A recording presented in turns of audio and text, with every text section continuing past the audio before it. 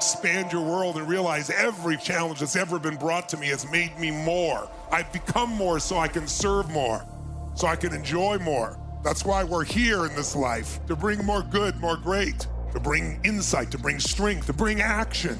That's why we're here. Welcome to the Tony Robbins Podcast. You're listening to an episode that's part of a special season on contribution, Force for Good. We're exploring the 10 gifts of life: emotion, drive, growth, joy, gratitude, connection, consciousness, grace, presence, and forgiveness.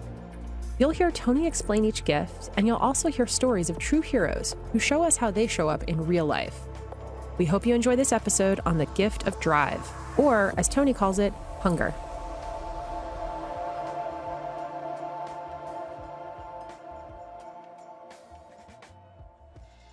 What's in it for me as a philosophy is bankrupt. You look at all the greatness that's created in the world. It's never about you. It's about who you serve. You want to be a great entrepreneur? You have to serve your customers.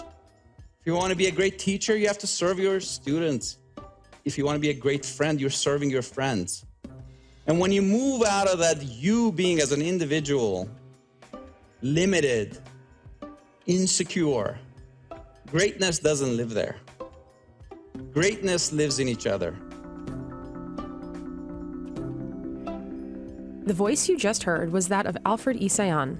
Al is the founder of Intelinair, a company that uses AI and analytics to improve global agriculture in order to help solve the world's food crisis.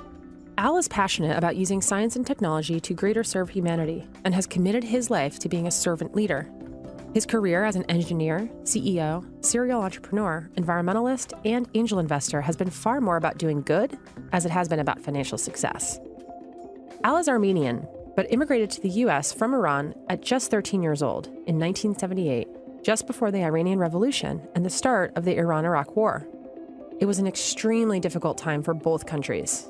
By its end in 1988, the Iran-Iraq War was one of the longest and bloodiest of the 20th century, with over 1 million casualties. But Al was driven and determined to succeed in the United States. As Tony says, he was hungry to create a better life for himself and all those around him.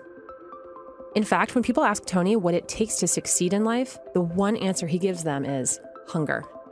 Your hunger determines whether you simply talk about the life you want to live or take action to make that dream a reality. Hunger is what gets you through life's inevitable setbacks. It's what will push you to keep going, even when you think you've failed. It's what will make you stronger and more capable. And like in Al's case, hunger is what pushes you to give more, do more, and be more for others than you can ever imagine.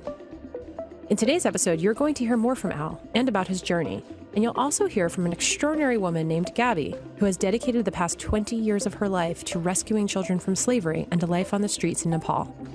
But first, here's what Tony has to say about hunger and how you can use it as a gift if leveraged in a positive way. What is the single most important ingredient for an extraordinary life? I mean life on your terms, a life of fulfillment, a life of meaning. I believe the answer is hunger. People ask me all the time, Tony, you work with some of the most successful people in the world in sports, entertainment, and business. People started with nothing and become multi-billionaires. People that come from the toughest environments and now they entertain the world. What is it they all have in common? Well, don't get me wrong, intelligence is an extraordinary quality, and I love wickedly smart people. But I bet you know people just like I do that are wickedly smart but can't fight their way out of a paper bag in real life.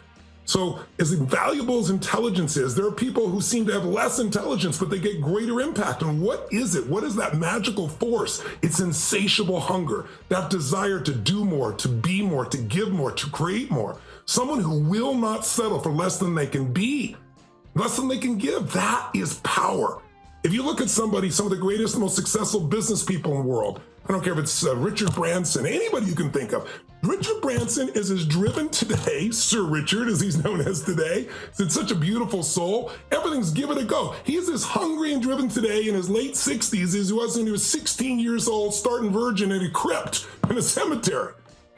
That is why he's Richard Branson. Anybody you can think of, somebody in business, somebody that you know personally, that you feel an energy from. That energy is this drive, and this drive is hunger. Now, where does it come from? Because you might say, well, Tony, that sounds wonderful, but I don't really feel it.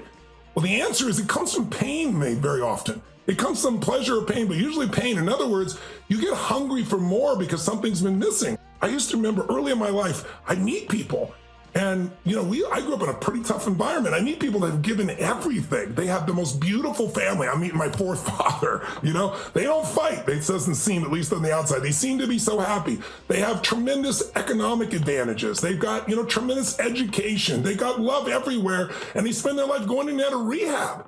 How do you explain that? And then you see these people who life is kicked in the face, who've been abused mentally, emotionally, physically, and they don't become victims. They don't put that badge out there. They take this drive and say, I don't want anybody else to experience this. And they become something unique. Those are the names we know. Those are the Oprah Winfreys of the world, right?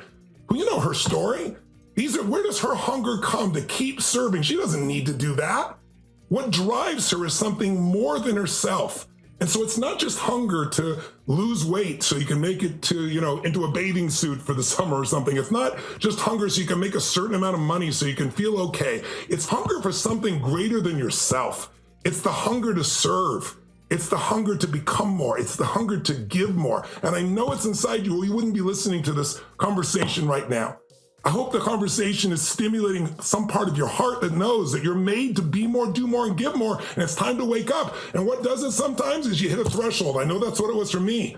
Found myself in this 400 square foot bachelor apartment. A friend knocks on the door I've not seen in years. I got a nice big beer belly, 38 pounds heavier than I am now, scraggly beard, embarrassed out of my mind, not able to pay my rent.